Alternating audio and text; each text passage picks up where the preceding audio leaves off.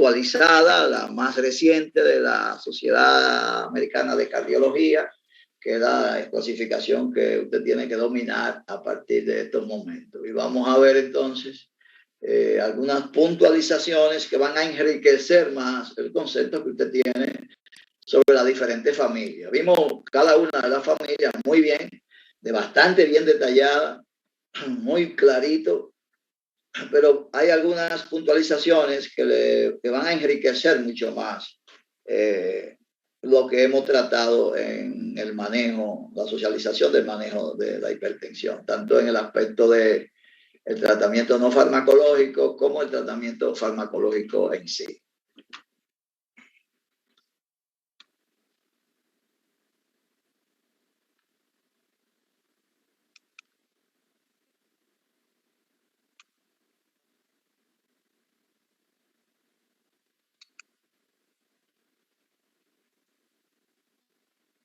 Le pedimos que ponga mucha atención, mucho oído y mucha atención para que pueda captar las informaciones que son nuevas, que va a agregar a usted al arsenal de información que tiene en el manejo de hipertensión, con la asociación que hicimos de cada una de las familias. Dado que es muy importante, sumamente, trascendentemente importante que usted maneje adecuadamente la hipertensión. Y las herramientas ya, pues, ya la tiene. Y mientras mejor la fija, mejor. En esta primera vista estamos compartiendo pantalla con la práctica número 4 que se llama fármacos antihipertensivos. Estamos compartiendo la pantalla y quiero saber si se ve y se escucha. Sí. Estamos identificando la facultad, la escuela y la cátedra, como siempre, y el tema de la práctica, que son los fármacos antihipertensivos, o más bien el manejo de la hipertensión arterial en sentido general. Manejo. Cabe mejor manejo de la hipertensión, que es la práctica número 4, y entonces estas vistas las preparó el doctor Nicauri Asensio, la doctora Nicauri Asensio, que era monitora de la cátedra, preparó estas vistas y actualmente es médico ya terminando su especialidad en un hospital docente de este país, de la República Dominicana.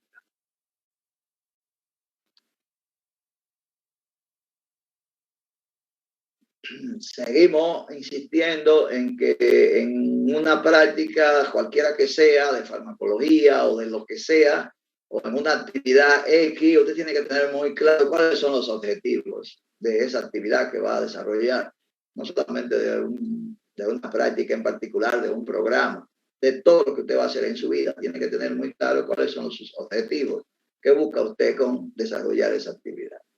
Y en este caso de la práctica de manejo de la hipertensión, pues tenemos acá, y eso está muy bien clarito en su manual de práctica, unos 4 objetivos. Y el primer objetivo es identificar los principales grupos de fármacos antihipertensivos que se usan en el tratamiento farmacológico. Oiga bien, identificar bien, claro, clarito, los grupos de fármacos. Y ya eso lo hicimos, lo tenemos bastante claro. Es más, vimos cada grupo en particular, ¿entendido? Y vimos 7 grupos de fármacos o familias de fármacos, bastante clarita. De modo que eso está construido. Vamos a reforzar más y agregar más conocimiento sobre cada una de esas familias. Segundo objetivo, conocer el perfil farmacológico de los diferentes grupos, el perfil farmacológico, el comportamiento farmacológico, sus características farmacocinéticas y farmacodinámicas. Y mejor de lo que lo socializamos y lo vimos en los encuentros que tuvimos para ver esta familia, mejor de ahí no podría ser. Vamos a ver algunas informaciones que vamos a agregar a estas características de los diferentes perfiles, es decir, de las diferentes características farmacodinámicas, farmacocinéticas, efectos farmacológicos, etcétera, etcétera, y en cada una de las familias. Tercer objetivo, conocer el objetivo principal que se busca para tratar a un paciente hipertenso. Y eso hemos repetido hasta la saciedad. El objetivo del tratamiento de la hipertensión. ¿Qué es? ¿Cuál es el objetivo? Y usted tiene que alcanzarlo para poder decir que está teniendo éxito. Recuerde que el objetivo es mantener los niveles de presión arterial del paciente por debajo de 140/90. No olvide eso nunca. ¿Entendido? Si usted no está obteniendo, no está consiguiendo ese objetivo, si no lo ha construido, si el paciente no está con niveles tensionales por debajo de 140/90, aunque esté haciendo su tratamiento, pues no está haciendo gran cosa. ¿Entendido? No está haciéndose lo que tiene que hacerse. Y el responsable es usted como médico. ¿Entendido? Se varíe eso porque no está alcanzando el objetivo del tratamiento. Al finalizar entonces, el último objetivo, que al finalizar la práctica, el estudiante, usted hoy, pues estará en capacidad, con mucho más propiedad, con mucho más información, con mucho más conocimiento, para identificar los fármacos o el fármaco ideal que va usted a usar en un paciente de acuerdo a la condición X. Eso es lo más importante. Después de conocer toda la familia de fármacos antihipertensivos que usted ya conoce y que hemos socializado y que vamos a enriquecer, tener esos conocimientos y eso le permita a usted tener la competencia para desarrollar las habilidades y la destreza para elegir la mejor familia de fármacos para tratar el paciente X que tiene cada paciente tiene unas condiciones características, algo que no tiene el otro, y entonces saber elegir la mejor familia que mejor le vaya a ese paciente de acuerdo a las características farmacocinéticas, farmacodinámicas y los efectos farmacológicos y los efectos no deseados que produce cada familia en particular.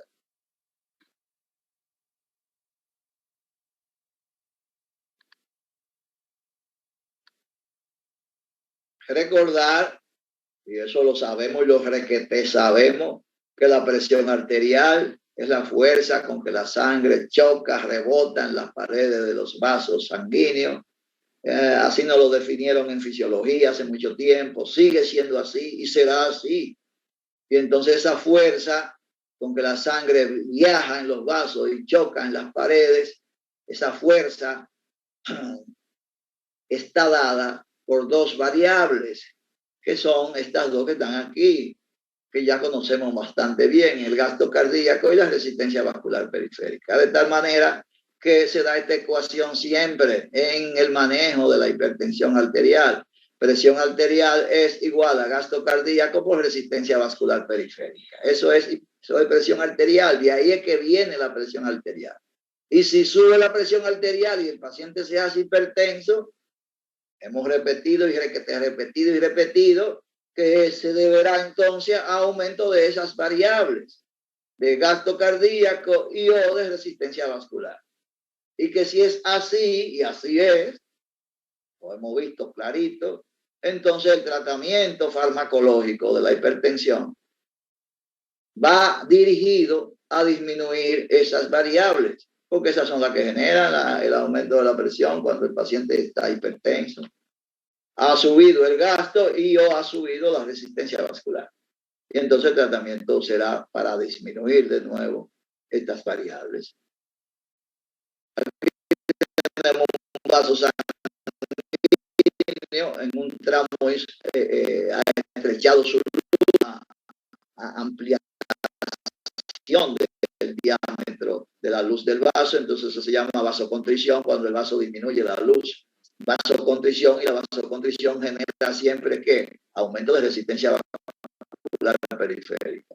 Y el caso opuesto es el aumento del diámetro que se da por relajación del vasodilatación. Y la vasodilatación va a producir en un segundo entonces una disminución de quién, de la resistencia vascular. Eso tiene que estar muy clarito. Recordar siempre que desde que dimos fisiología sabemos que hay una serie de mecanismos que el organismo tiene bastante claramente establecido para mantener y o regular los niveles de presión arterial. Porque esto no es, el organismo no funciona a la loca, tiene su mecanismo, tiene todo establecido de tal manera que todo está bastante bien definido, cómo ocurre. Por eso es que los conocimientos de fisiología son elementales. Y por eso yo siempre le he dicho, tiene que estudiar fisiología, tiene que saber fisiología. Si sabe fisiología, sabrá de todo. De todo sabrá. Entonces, el organismo tiene un control de los niveles de presión arterial o regula la presión arterial a corto plazo, es decir, en casos de emergencias extremas rápidamente, el organismo tiene su mecanismo para regular la presión arterial. ¿Y cuáles son los mecanismos? El sistema nervioso autónomo, que usted sabe que produce. Es el sistema constituido por dos subsistemas, el sistema simpático y el parasimpático. Y hay un equilibrio entre estos dos sistemas, usted lo sabe. Lo vimos en farmacología 1. Y entonces, en caso de urgencia rápida para regular los niveles de presión arterial, pues está el sistema nervioso autónomo. Por un lado, con el sistema nervioso simpático que produce, que funciona y que actúa en todos los órganos mediante la síntesis y liberación de un neurotransmisor que se llama noradrenalina y que va a producir que aumento de la resistencia vascular porque produce contracción del músculo liso de las arteriolas y entonces los músculos, la pared de los vasos, pues se contrae el músculo y entonces se reduce el diámetro de la luz del vaso y eso se llama aumento de resistencia y sube la presión arterial en caso necesario. Pero entonces está el otro subsistema del sistema autónomo, que es el parasimpático, que produce y libera un neurotransmisor que se llama acetilcolina, que produce todos los efectos contrarios al sistema simpático. Y entonces se mantiene ese equilibrio. Acetilcolina produce vasodilatación severa y disminución de la resistencia. Y entonces el organismo se mantiene con esos dos subsistemas en equilibrio para mantener un control a corto plazo. Bueno, se presentó un inconveniente de caída brusca de los niveles de presión arterial.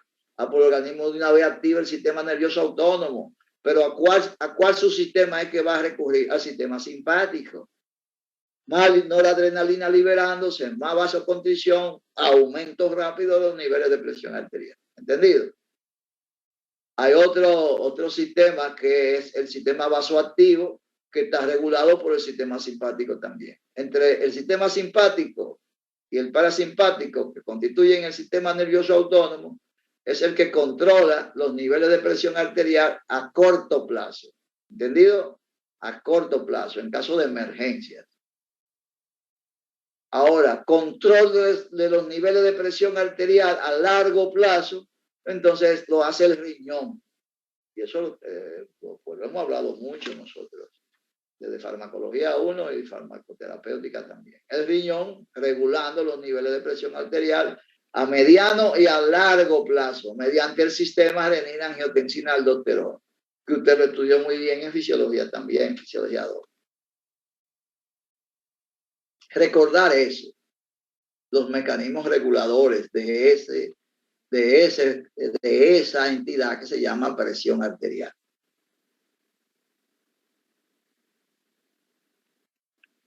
Aquí está el sistema renina-angiotensina-aldosterona en el riñón que regula la presión a mediano y a largo plazo.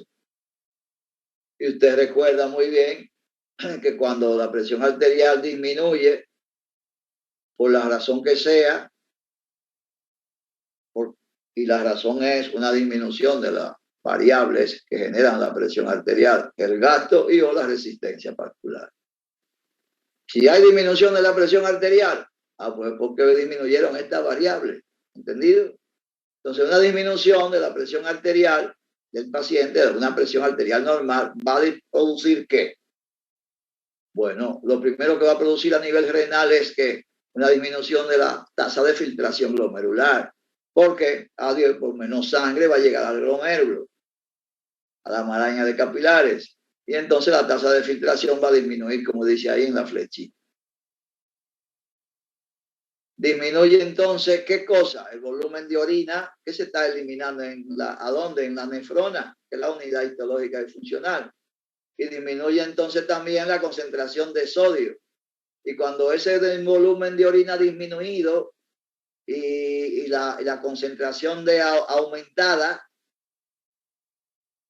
la concentración de la orina tubular en sí, cuando va viajando en la nefrona a nivel de la unión del túbulo contorneado proximal distal con la rama ascendente gruesa, ahí hay unas células especializadísimas que se llaman mácula densa,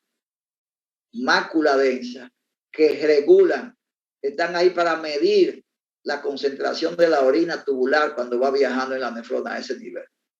Y si está la orina muy disminuida y o concentrada, entonces se activan estas células y hacen que, como dice la flecha, comience a producirse renina en el aparato medular del riñón, la renina. Y la renina comienza entonces a actuar en distintos órganos, en el pulmón, en el hígado, actuando ella sobre un sustrato que se llama angiotensinógeno. De eso. Y el angiotensinógeno entonces se convierte en angiotensina 2 cuando la renina actúa sobre él en distintos órganos, no solamente en riñón. ¿Entendido? Y entonces angiotensina 1 se convierte en angiotensina 2. Angiotensina 2 de esta enzima que se llama enzima convertidora de angiotensina. Y entonces la angiotensina 2, como ya usted sabe, tiene bastante claro eso, va a actuar en unos receptores que se llaman receptores de angiotensina 2 que están en el músculo liso de las arteriolas y va a producir allá vasoconstricción, porque la angiotensina 2 cuando actúa en el músculo liso de las arteriolas hace que el músculo se contraiga. Y si se contrae, va a reducir el diámetro del vaso y eso se llama vasoconstricción. Y si hay constricción en todo el lecho vascular arteriolar, va a haber aumento de la presión arterial. ¿Entendido? Porque la vasoconstricción aumenta las resistencias vasculares y el aumento de las resistencias vasculares produce hipertensión. Es una de las variables que causa hipertensión. Y por otro lado, la angiotensina 2, sabe usted que actúa en otro frente, en las glándulas suprarrenales, aumentando la síntesis y liberación de aldosterona, que va a ir entonces por vía sanguínea a las células principales del túbulo colector y va a estimular las células principales para que la célula reabsorba sodio, agua y bicarbonato desde la luz tubular hacia los capilares peritubulares, como vimos cuando veíamos los diuréticos, y lo intercambie por un potasio. La célula misma lo intercambia. Mandan un potasio hacia la luz para que se elimine con la orina y reabsorbe sodio, agua y bicarbonato. Recuerde bien eso. Así es que el riñón controla los niveles de presión arterial mediante este sistema a mediano y a largo plazo. Si hay que subir la presión porque está muy baja, pues el riñón comienza a actuar de esta manera y aumenta la presión arterial. Y si hay que bajarla un poco, pues el riñón también la disminuye, actuando bajo ese esquema.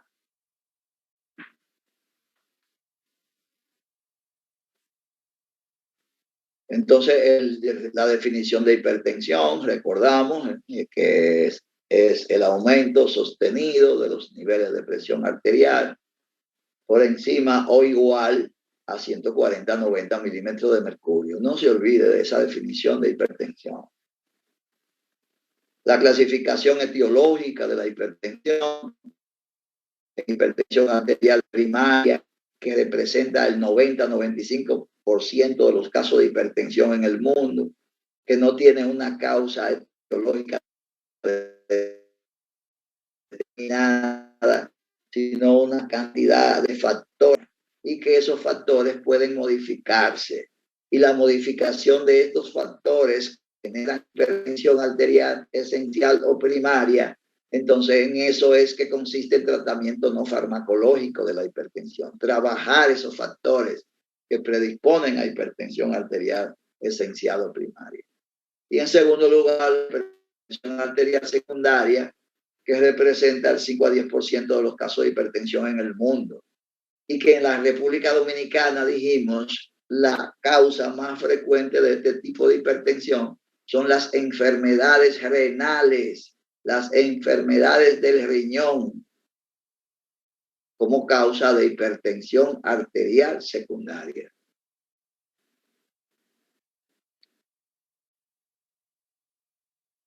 Mucha atención, tenemos aquí la clasificación de la hipertensión según el Colegio Americano de Cardiología.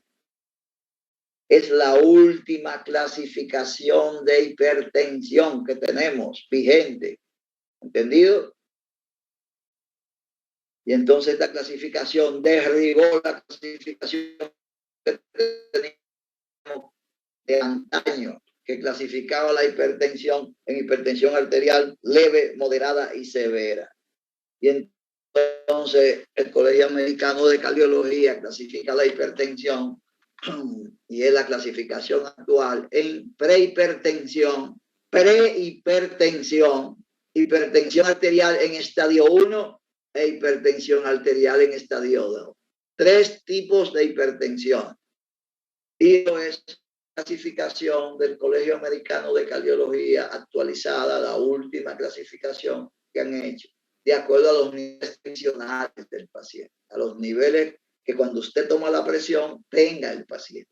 Entonces, en base a eso te va a decir, bueno, pues tiene una hipertensión arterial en estadio 1, o tiene una hipertensión arterial en estadio 2, o es un paciente normal, o es un paciente con prehipertensión, que hay que vigilarlo. ¿Entendido? Entonces, fíjese bien.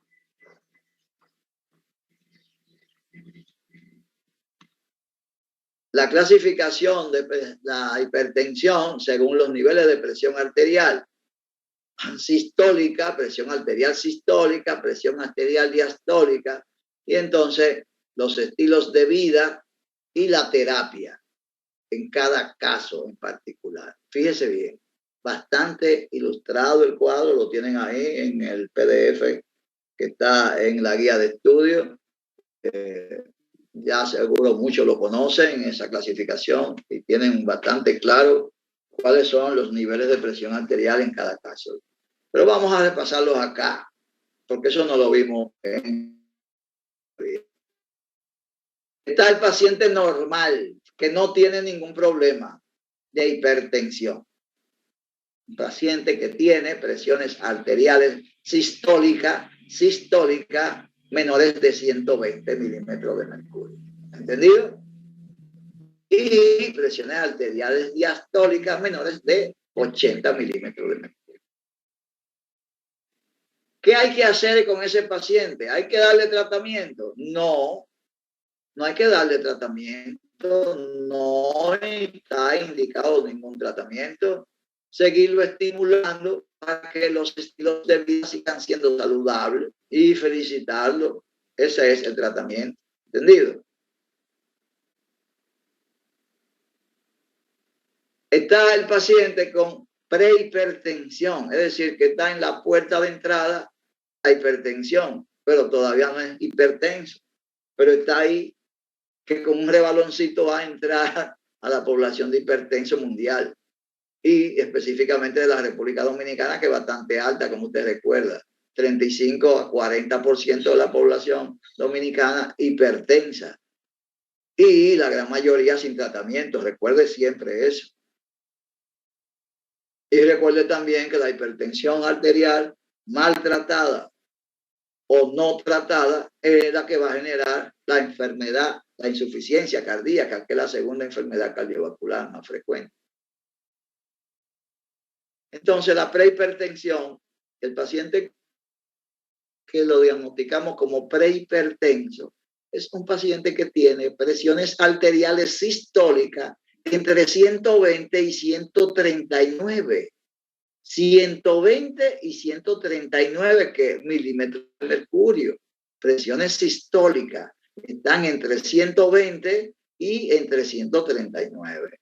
Por encima de la hipertensión, la presión arterial sistólica normal, que es menor de 120, ellos están por encima, y por debajo ligeramente de la presión diastólica menor que 140 milímetros de mercurio. Perdón, presión sistólica menor que 139. Porque la presión sistólica mayor, a partir de donde decimos que el paciente es hipertenso, es 140 milímetros de mercurio. ¿Entendido? De tal manera que el paciente prehipertenso está entre 120 y 139 de presión sistólica. Y de presión diastólica, entonces está entre 80 y 89. Todo paciente que esté en ese rango, cuando usted le toma la presión arterial, una, varias, 2 o 3 veces y la presión se mantiene en esos niveles, es un paciente prehipertenso. Prehipertenso. ¿Entendido? ¿Y qué vamos a hacer con él? ¿Qué tratamiento le vamos a dar? El tratamiento es estimular a que siga, a que se devuelva hacia atrás y ponga más énfasis en los estilos de vida saludables y en ejercicio y en la educación sobre todos los factores que predisponen a hipertensión para evitarlo, y entonces no tiene que usar ningún medicamento. ¿Entendido? No tiene que usar ningún medicamento. ¿Está claro? El paciente en estadio 1, con hipertensión arterial en estadio 1, oiga bien, va a tener niveles tensionales sistólicos entre 140 y 159, casi llegando a 160. ¿Entendido? 140 a 159. Y presiones arteriales diastólicas entre 90 y 99. 90 y 99. Todo el que esté en ese rango es un hipertenso en estadio 2, está por encima de 140 a 90. ¿Entendido? Y entonces hay que trabajar los estilos de vida en el tratamiento de vida, en el tratamiento no farmacológico, que siempre tiene que estar enlazado con el tratamiento farmacológico. Y entonces de medicamento, este paciente va a usar diuréticos tiacídicos, diuréticos tiacídicos, que usted lo conoce muy bien, la hidroclorotiazida o la clortalidona, y considerar agregar a ese paciente un inhibidor de la enzima convertidora de angiotensina, que son los antihipertensivos de primera línea. Recuérdese de eso. Considerar agregar un IECA, un inhibidor de la enzima convertidora de angiotensina, o un AR2, que es un antagonista de los receptores de angiotensina 2, o un beta bloqueante, que puede ser un beta bloqueante mixto o un beta bloqueante selectivo, o un calcio antagonista, un bloqueante de los canales de calcio, es decir, nifedipina, amlodipina. Considerar cualquiera de esas familias que usted conoce todas muy bien y hacer entonces esa combinación de un diurético tiacídico más una de estas familias, comenzando por la que está en primera línea, que es los inhibidores de la enzima convertidora de angiotensina. ¿Entiende eso? Ahora, si el paciente tiene una hipertensión en estadio 2, entonces el paciente tiene presiones sistólicas, oiga bien, por encima de 160 milímetros de mercurio. Todo el que tenga presión sistólica por encima de 160 y presión diastólica por encima de 100 milímetros de mercurio es un hipertenso en estadio 2. ¿Entendido? Y la mayoría de los hipertensos van a estar ahí, en estadio 2, por encima de 160 y por encima de 100 milímetros de mercurio, sistólica y diastólica. Usted verá, todos van a estar por encima de ahí. Es decir, van a estar diagnosticados como hipertenso en estadio 2. ¿Y cuál es el tratamiento entonces? Bueno, trabajar los estilos de vida, el tratamiento no farmacológico que siempre tiene que estar, y combinar combinación, fíjese lo que dice acá, combinación de dos fármacos en la mayoría de los casos, un diurético tiazida, un inhibidor de la enzima convertidora de angiotensina, un ARA2, un beta bloqueante o un antagonista de canales de calcio. Usted lo conoce excelentemente bien cada familia. Ahí están en orden de uso. En primer lugar, los inhibidores de la enzima convertidora de angiotensina o un ARA2, que sigue, o un beta bloqueante, propranolol, atenolol, o un calcio antagonista, nifedipina, amlodipina, nitrendipina o cualquier pina. ¿Está claro eso? Métase eso en la cabeza, esos niveles de presión arterial en esta clasificación, que es la clasificación actualizada de la hipertensión.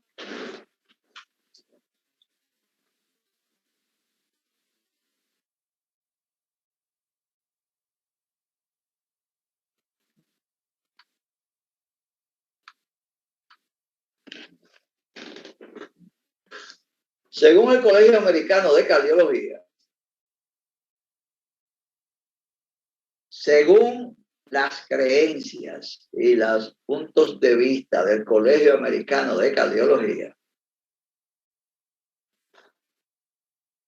para una población general que no sea de raza negra,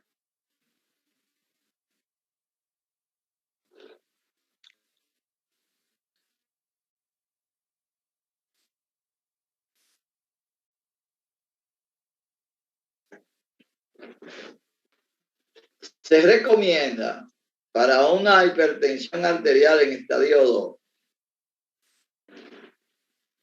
que no sea de raza negra, dicen el Colegio Americano de Cardiología, que yo no estoy muy de acuerdo con eso.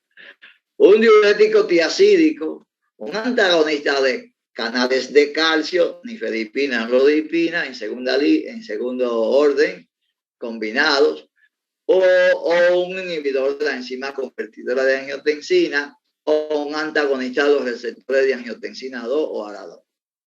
Un ARA2, un IECA, o un antagonista de canales de calcio con un diurético. Lo mismo que vimos ahorita, pero si es de raza negra. En los pacientes, si no es de raza negra. Si es de raza negra, si es un prieto o un mulato, como somos nosotros los dominicanos, combinación de blanco, negro y nativo, entonces no debe irse por un antagonista de los canales de calcio, dice, y un diurético tiazídico. Diurético tiazídico con un antagonista de calcio. Yo creo que la combinación de diurético con un inhibidor de la enzima convertidora de angiotensina es la mejor respuesta antihipertensiva de tipo sinérgica que podemos conseguir en un tratamiento de un paciente con hipertensión en estadio 1 y hasta en estadio 2 y en estadio 1 también. Esa es mi creencia personal y mi experiencia.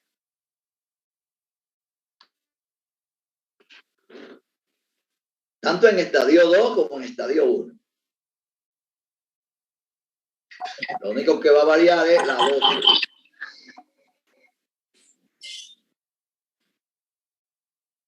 Entonces, el tratamiento de la hipertensión, que ya sabemos, es un tratamiento farmacológico y otro tratamiento no farmacológico. Y ya sabemos en qué línea está el tratamiento farmacológico, en qué línea está el tratamiento no farmacológico. Pero les recordamos que el manejo no farmacológico está basado en educar la población con relación a los estilos o a los factores que son modificables, que usted puede modificar con ciertas variaciones que haga en su vida, planificación de su vida, como son todos los factores que nosotros vimos cuando socializábamos el tema de hipertensión, que lo vimos muy profundamente: la dieta, el tabaquismo, el sedentarismo, la actividad física, la obesidad, el estrés, todo eso y otros más lo vimos allá cuando socializábamos este tema. Porque hay otros factores no modificables que están ahí, que también predisponen a hipertensión. Y sobre eso no se puede hacer nada. Sobre esto sí, que lo podemos modificar con cambios en nuestra conducta, en nuestro quehacer diario. ¿Usted la puede modificar? No. Cuando usted llega a los 60, en los 60 que está y va a seguir para arriba. Y eso hace que aumente más la resistencia vascular, los vasos están más rígidos. Mientras más días pasan, más rigidez en las paredes de los vasos y más resistencia vascular periférica y más hipertensión. ¿Entendido? Y eso no lo va a quitar nadie, usted no puede evitar eso. El sexo.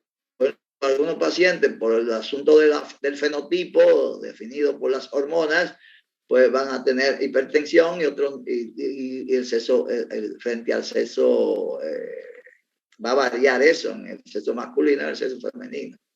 La etnia, la raza, cómo la raza interfiere en todo, en la biotransformación, en todo.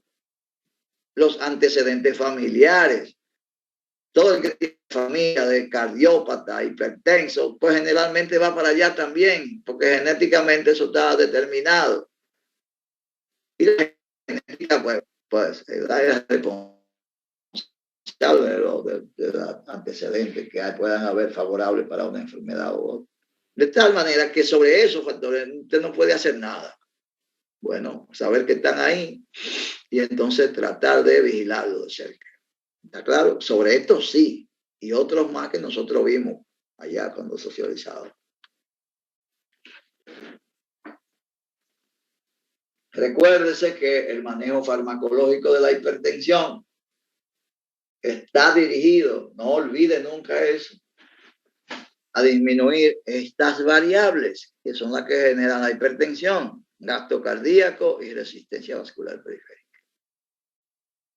Hacia ahí está dirigido el uso de los medicamentos para tratamiento de hipertensión. Es decir, cuando usted usa una familia de antihipertensivos, va a disminuir el gasto cardíaco y la resistencia vascular o la resistencia vascular. Y en cada familia fuimos haciéndole hincapié para que usted tuviera bien claro cuál era la variable que disminuía esa familia. Y si eran las dos variables, pues todavía más hincapié. Para que usted tenga claro ese conocimiento. Entonces recuérdese de la familia de antihipertensivos, que hay una parte, los diuréticos, los inhibidores de la enzima convertidora de angiotensina, los antagonistas de canales de calcio, los simpaticolíticos, los vasodilatadores directos, como el nitroprusiato. Y entonces recordar los diuréticos, que ya lo sabemos y los requete sabemos, que estos tres tipos de diuréticos son los más usados en el tratamiento de la hipertensión, principalmente los diacídicos, los de asa, furosemida y los ahorradores de potasio, espironolactona. Eso está requete sabido. Los inhibidores de la enzima convertidora de angiotensina, el captopril, el enalapril, el lisinopril, el ramipril y cualquier otro pril, todo lo que sea pril, es un inhibidor de la enzima convertidora de angiotensina. Y entonces, clínicamente se van a usar en hipertensión arterial, en crisis hipertensiva. Recuerde que el captopril es el medicamento de elección en primera línea para crisis hipertensiva por vía sublingual. No olvide eso. ¿Entendido? Y usted va a disponer de él ahí, va a estar ahí siempre con usted. En el infarto agudo al miocardio, sí, y en la insuficiencia renal crónica. Los efectos adversos de la familia, que lo vimos muy claro, y el efecto adverso es el más importante, el más molestoso, el más difícil es la tos. Y vimos las características de la tos con efecto adverso del uso de los IECA, tos seca, no productiva. Y el edema, angioedema, edema de extremidades, pero es un efecto adverso muy insignificante con relación a este, que es el que más molesta y que se presenta en un gran porcentaje de pacientes. La hiperpotasemia. ¿Y por qué? pero usted no se recuerda que la angiotensina 2 es la responsable de que las suprarrenales produzcan aldosterona, y la aldosterona sea la responsable de ir a las células principales del túbulo colector para estimularlas a que reabsorban sodio, bicarbonato y agua, y que lo intercambien por un potasio que se va a eliminar con la orina. Sí. Y entonces los IECA, ¿qué es lo que hacen? Que bloquean esa acción de la aldosterona. Bloquean también la acción de la angiotensina 2 en el receptor de angiotensina. Entonces, ¿qué va a pasar? Que no se va a producir el intercambio en las células principales. Y el potasio se va a quedar retenido, no se va a eliminar, porque la aldosterona no está. Es la angiotensina 2 la que va a estimular que se produzca la aldosterona.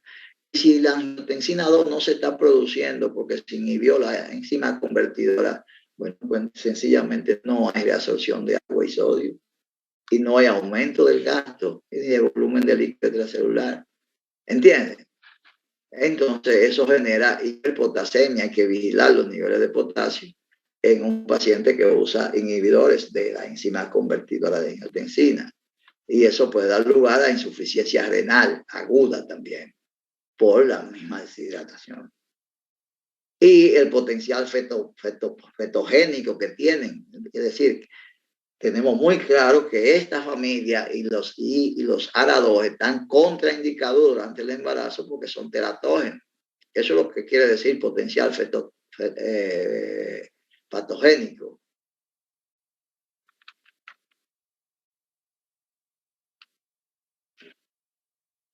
Los antagonistas de los receptores de angiotensina 2, los ARA2, que son la familia más usada de fármacos, que está más de moda hoy día.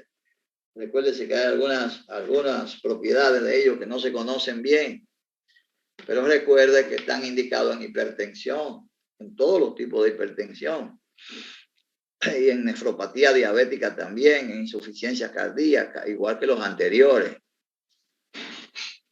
Y los efectos, el potencial teratógeno, por eso están contraindicados en el embarazo, el edema de las extremidades por la vasodilatación, la insuficiencia renal y la tos, que ellos la producen en muy pocos pacientes o casi no se ve cuando usted usa ARA2. Podría parecer un paciente que tenga este efecto adverso, cosa que no sucede con los IECA. Cuando usted da IECA, va a tener alrededor de un 18 a 20% de los pacientes que van a tener tos seca o no productiva. Eso lo vimos muy claro. Y que usted no la va a poder controlar eso. Y que la única forma de controlar la tos no productiva cuando usted usa IECA es cambiando el antihipertensivo. Recuerde eso.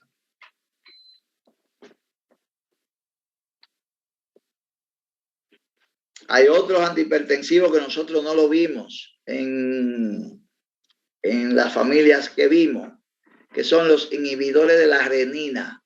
Es decir, hay unos fármacos que inhiben la síntesis de renina en el aparato juxtamedular, el riñón, y se usan como antihipertensivos. Pero es muy raro que se use este fármaco inhibidor de renina, pero por si usted lo oye por ahí, se llama alisquiren, inhibidor de renina, inhibidor de la síntesis de renina. Y usted sabe que la renina es la que va a actuar sobre el angiotensinógeno, el sustrato angiotensinógeno, para a partir de él entonces tener angiotensina 1. Y de ahí angiotensina 2 con la intervención de la ECA. ¿Entendido? Entonces, el alisquiren como inhibidor de renina, de la síntesis de renina, se usa para el tratamiento de la hipertensión arterial y de la insuficiencia cardíaca. Pero reitero que es un fármaco que se usa muy excepcionalmente en el tratamiento de estas dos enfermedades cardiovasculares.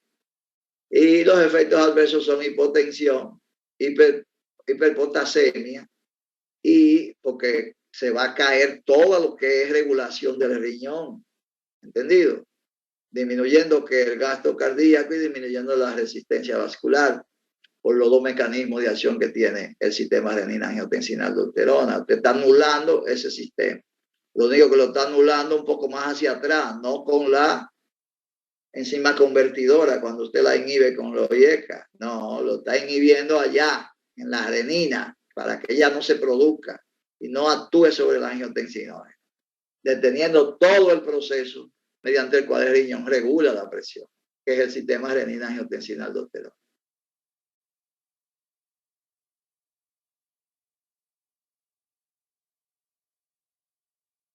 Los calcios antagonistas, los del grupo de hidropiridina, nifedipina, nodipina y todas las pinas, y los no dihidropiridina, verapamil y diltiazem.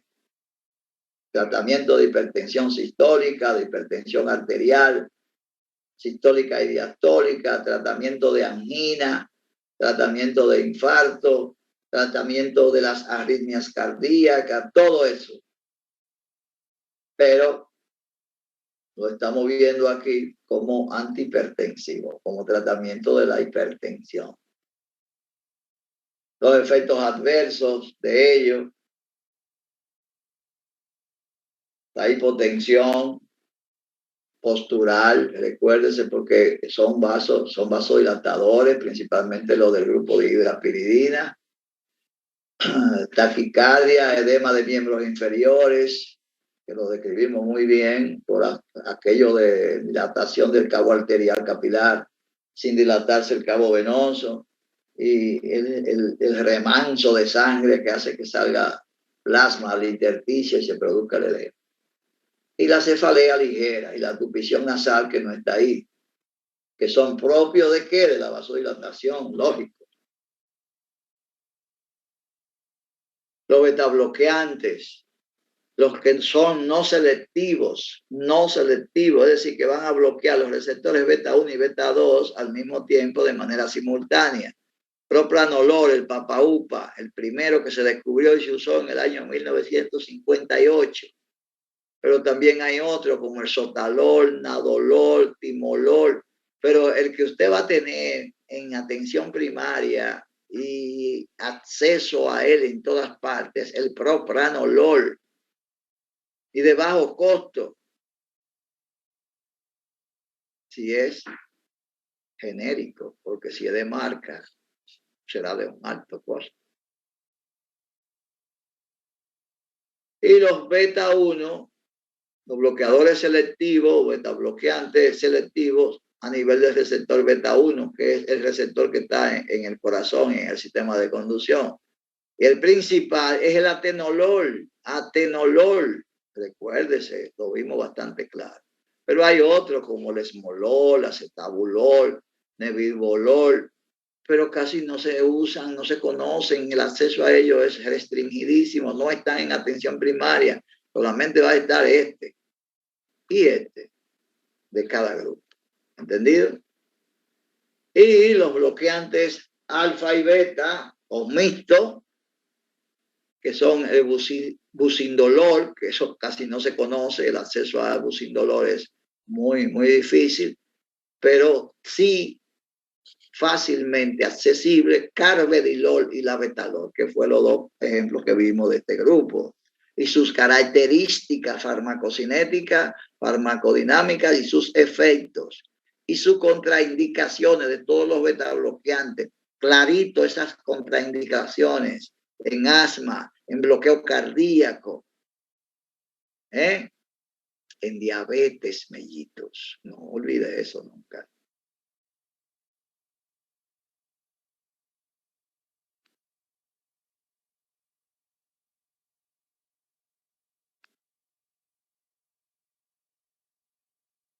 Los betabloqueantes tienen un uso extraordinario, no solamente en hipertensión, pero lo estamos viendo como familia de fármacos antihipertensivos ahora.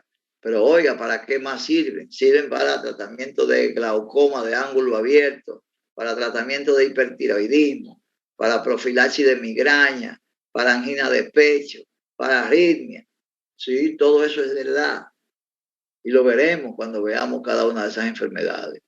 Pero ahora lo estamos viendo como antihipertensivo.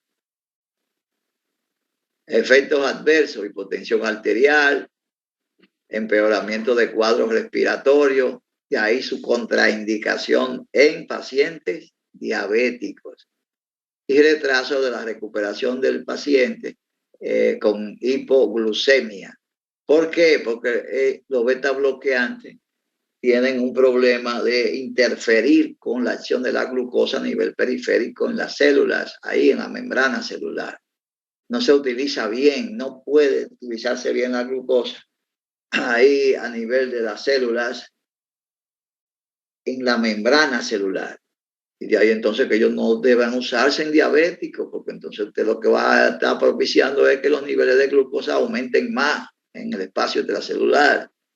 Y eso es una desgracia bastante grande del diabético, que usted no puede aumentarle más esa desgracia.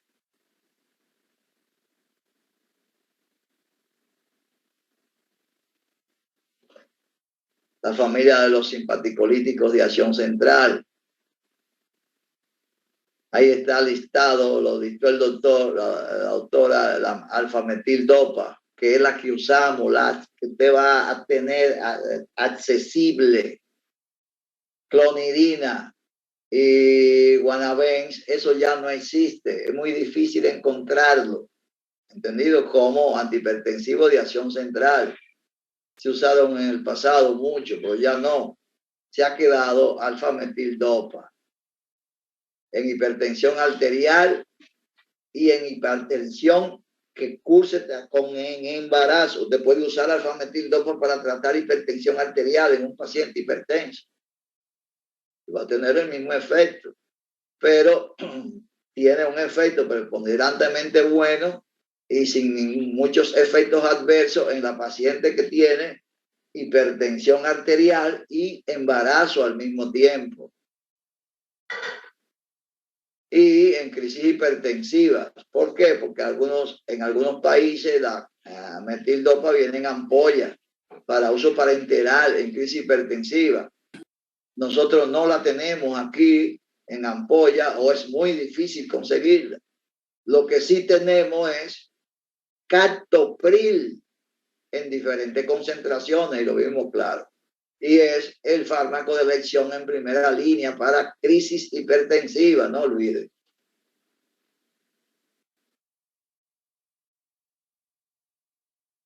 Nitroprusiato de sodio, vasodilatadores, hidralacina, nitroglicerina. Hidralacina ya no existe, no se usa, no aparece, no está accesible.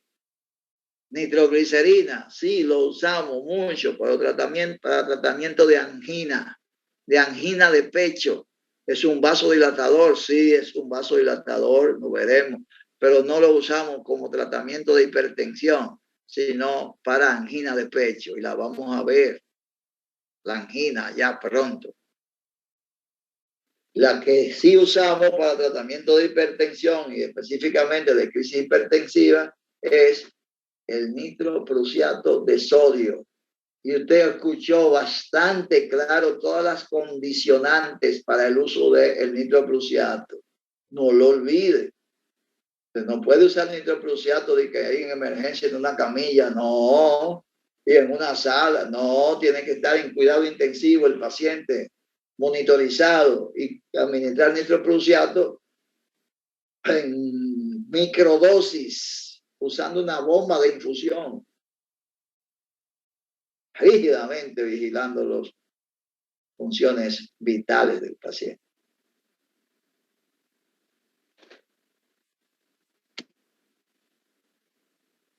La hidralacina se usaba mucho en embarazadas, principalmente en embarazadas con hipertensión y en urgencias hipertensivas. Y en insuficiencia cardíaca ha llegado a usarse mucho hidralacina, pero reiteramos que ya la hidralacina está descontinuada, no se usa y que se ha quedado solamente nitroprusiato como fármaco antihipertensivo vasodilatador per se. La hipotensión, los efectos adversos, la vasodilatación excesiva del nitroprusiato que va a meter el paciente en hipertensión severa y lo va a matar si usted se descuida. La taquicardia refleja, sí, taquicardia refleja cuando hay hipotensión, el corazón sabiamente comienza a aumentar el ritmo cardíaco, la frecuencia de depolarizaciones, tratando de compensar. La retención hidrosalina, cefalea, náusea. Pero el efecto adverso más que hay que vigilar más de cerca cuando se usa nitroprusiato es la hipotensión por la vasodilatación excesiva. Y los efectos de toxicidad, recuérdelo, por el metabolito, tiocianato. Por eso no se usa por mucho tiempo.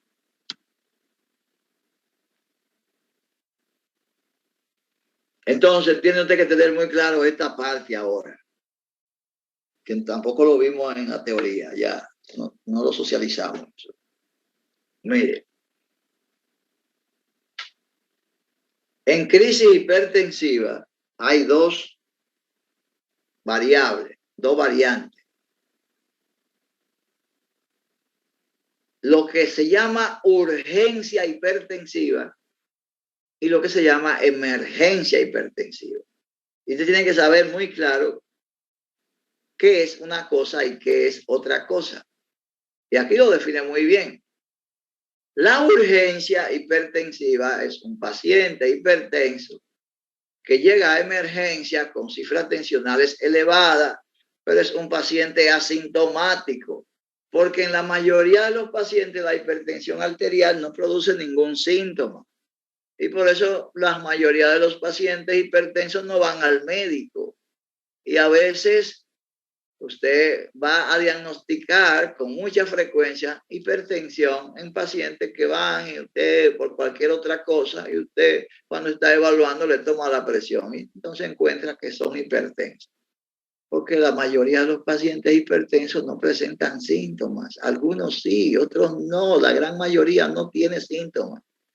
Entonces, si un paciente llega con cifras tensionales elevadas, hipertensión arterial en estadio 2 y por encima ya en el borde máximo, entonces, si ese paciente no tiene ningún síntoma, no se está quejando de nada, no tiene ninguna alteración en órgano diana, en cerebro, no le duele la cabeza, no tiene mareo, no tiene vértigo, no tiene náusea, no tiene vómito. Bueno, pues ese paciente tiene una urgencia hipertensiva. Es decir, hay que bajar los niveles de presión arterial, pero usted tiene tiempo para hacerlo y hacerlo más lentamente. Tiene que bajar la presión arterial en un proceso más largo, que va de 24 a 48 horas. Y 24 a 48 horas es 1 a 2 días. Y eso se llama urgencia hipertensiva. ¿Está claro eso? El otro concepto es emergencia hipertensiva. Emergencia. Es un paciente entonces hipertenso con niveles altos de presión arterial también, pero que tiene síntomas. Un paciente que tiene muchos síntomas de lesiones que se está produciendo por la hipertensión en órganos diana, como son el cerebro. El paciente puede tener náusea, vómito, mareo, pérdida de la fuerza de un lado, de un hemicuerpo, eso se llama isquemia por la hipertensión. Es una serie de síntomas neurológicos puede tener por alteración a nivel cerebral por la hipertensión.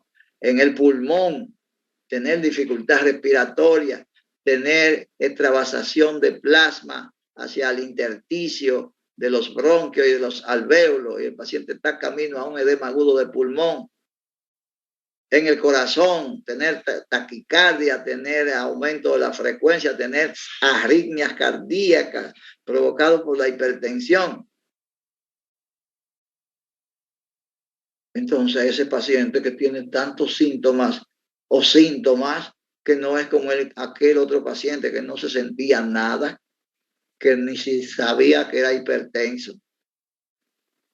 Entonces esto se llama emergencia hipertensiva. Y aquí entonces hay que comenzar a bajar la presión arterial ahí, en ese mismo momento. ¿Entendido? En ese mismo momento. Y vigilancia estrecha de ese paciente. Y eso se llama emergencia hipertensiva. Algunas formas en las que se presenta la emergencia hipertensiva es como encefalopatía hipertensiva, con náusea, vómito, con pérdida de la fuerza en uno de los hemicuerpos por isquemia cerebral o con un accidente cerebrovascular agudo. Es decir, la hipertensión puede explotar un vaso capilar cerebral en un área X y dependiendo del área donde eso ocurra, pues va a haber síntomas neurológicos que van a ser contundentes. Un accidente cerebrovascular es una emergencia cruenta que pone en peligro la vida del paciente. En ese caso tenemos entonces la hemorragia cerebral, que es una papita, ¿eh? Pero también puede presentarse el síndrome coronario agudo, espasmo de las arterias coronarias por hipertensión severa, que hacen que el aporte de sangre a los miocitos pues disminuya. Y si disminuye el aporte de sangre, entonces disminuye el aporte de oxígeno. Y entonces el paciente va a tener mucho dolor, un dolor que usted va a tener que diagnosticar y aclarar para determinar que no es un infarto, sino un síndrome coronario agudo, una caída en el aporte de oxígeno, pero que no hay todavía isquemia o necrosis, sino más bien comenzando un proceso de isquemia, pero jamás necrosis, no es un infarto. Pero es un síndrome coronario, está bajando el aporte de oxígeno de manera significativa a los miocitos y están generando metabolitos de hipoxia, de isquemia, que son los que estimulan los nociceptores ahí para producir el dolor. Y el edema agudo del pulmón, que es un fallo agudo de la bomba. Y esta enfermedad, este cuadro, que se presenta en embarazadas, que es la enfermedad hipertensiva del embarazo, que cursa con una tríada de síntomas y que hay que vigilar muy bien esta enfermedad durante el chequeo prenatal. Cursa con albuminuria, albúmina en orina, y cuando hay albúmina en orina es una cosa muy seria. Prenda la luz roja, encienda la luz roja y determine qué está pasando en el glomérulo que está dejando pasar albúmina, proteína, que nunca pasan a nivel de los capilares glomerulares. ¿Entendido? Entonces la paciente tiene albuminuria, tiene edema de extremidades, pero mucho cuidado con usar diurético en esta paciente, aunque tenga edema, porque hay una deshidratación en la paciente, aunque tenga edema. ¿Entendido? Y también entonces tiene niveles altos de presión arterial que van aumentando en el transcurso del embarazo. Y hay muchas teorías para explicar que esta enfermedad y por qué ocurre durante el embarazo y que hay que vigilar muy de cerca el obstetra que sigue el embarazo. Porque uno de los objetivos del chequeo prenatal es que todo se desarrolle de manera satisfactoriamente y que no se produzca la enfermedad hipertensiva del embarazo. Por eso entonces hay que comenzar los chequeos prenatales desde que se entera la mujer que está embarazada, desde que se atrasa el primer mes. ¿Qué está pasando? Vamos a hacer una prueba de embarazo. Dio positiva, está embarazada. Va directo a los tetras para seguir eso semana a semana, día a día, minuto a minuto, cómo va todo. Y evitar la enfermedad hipertensiva del embarazo, que es una de las primeras causas de muerte en el postparto o en el parto. ¿Entendido?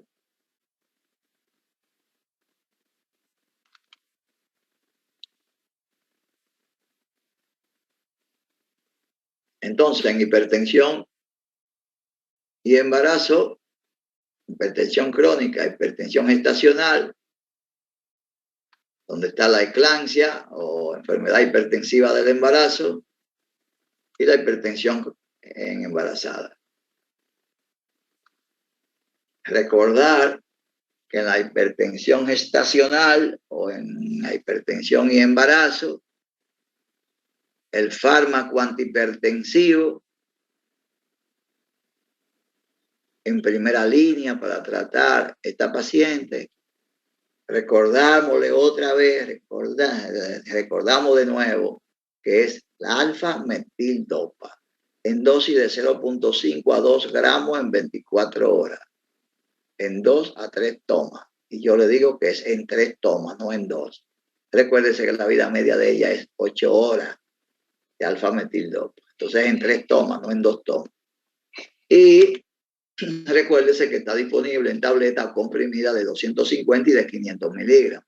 Y fíjese cuánto es, 0.5 a 2 gramos. Usted se va a mover en ese rango, vigilando los niveles de presión arterial, a dónde van. En una segunda elección está la nifedipina, principalmente la nifedipina de acción retardada, que usted conoce, que la hablamos muy claro cuando veíamos los calcioantagonistas del grupo de hidropiridina. 60 a 10 miligramos, se va a mover en ese rango, 10 a 60 miligramos cada 24 horas.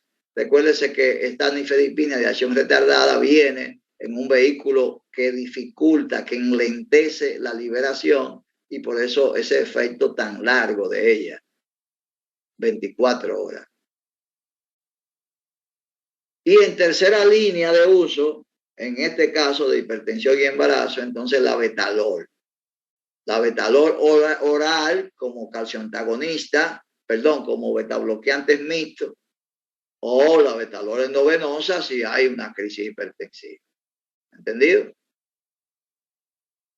Dice que si es preciso asociarlo con hidralacina oral o endovenosa. Hidralacina es un vasodilatador arterial y venoso también, igual que el hidroprusiato, que ya no se usa. ¿Entendido? Y en eclampsia, bueno, puede usar en la enfermedad hipertensiva del embarazo, usar reposo, usar sulfato de magnesio por vía endovenoso, 4 a 6 gramos. Comenzar con 4 gramos de inicio y entonces seguir con 2 gramos cada 2 horas en la embarazada para evitar que la paciente haga convulsiones por eclampsia, por enfermedad hipertensiva del embarazo. Porque cuando la embarazada hace convulsiones, usted sabe que una convulsión es una emergencia extrema y que se mueren millones de neuronas en cada episodio de convulsión. Y entonces hay que evitar eso. Y eso se asocia al desembarazo, porque lo que va a salvar a la paciente y va a sacarla del cuadro de eclampsia es terminar el embarazo lo más rápido que se pueda. No perder el tiempo en esta enfermedad que se llama enfermedad hipertensiva del embarazo. El papel del sulfato de magnesio es disminuir los niveles de presión arterial en la paciente y evitar las convulsiones en la paciente. En la medida que la paciente convulsiona, se va complicando más el cuadro de la enfermedad hipertensiva y el pronóstico será mucho peor. Y el que maneja eso es el gineco-obstetra. ¿Entendido?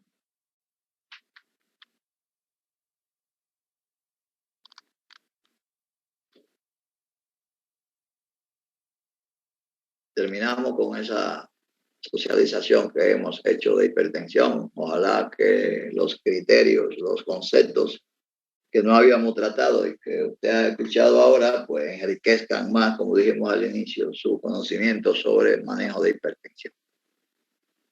¿Alguna pregunta, alguna aclaración? Si no tiene tiempo, pues escriba la pregunta, la aclaración, si la tiene, para hacerla en el encuentro que viene, la semana que viene, el lunes próximo, que vamos a ver la práctica de digitálicos y antiarrítmicos, o práctica número